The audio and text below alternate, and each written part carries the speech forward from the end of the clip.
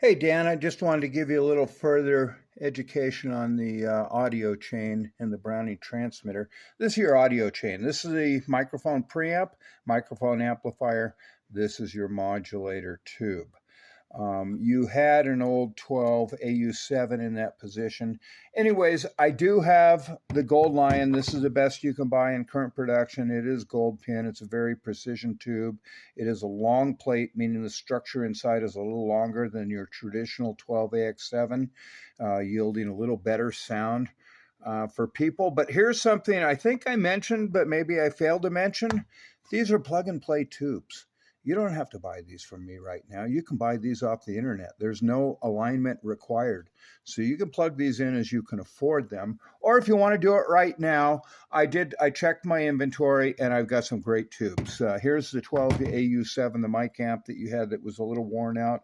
I've got a RCA Clear-Top. These were made for Hammond, Oregon, because they were able to reproduce the low notes so prevalently. And that's what we want for communications. We don't want musical tubes. So I've got one of the best you can get. It's not a Gold Lion. A Gold Lion's a great tube also.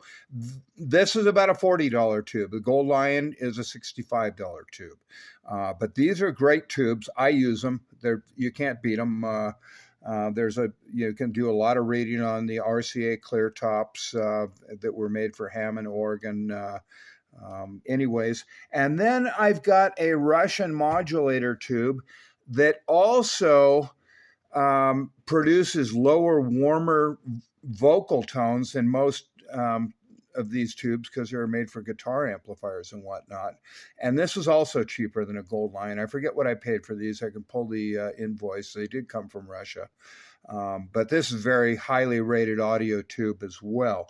It's not a Gold Lion. I think it's just a tiny bit cheaper. Theoretically, these are supposed to have a little bit lower tonal qualities. It's close. The Gold Lion sounds so good. But anyways, I just thought I'd give you, those options. You can buy them yourself, plug them in as you can afford them. For sure, you had two that were missing. This one you had. So if you want your radio to plug and play when it comes home, you're going to need these tubes for sure. I don't really have anything. If you want cheap, I could sell you some used working tubes, but I can't, promise you that the filaments are going to survive the transit. If they didn't, I would refund your money. We could go that route to really keep the cost down if you wanted. So anyways, just thought I'd mention that.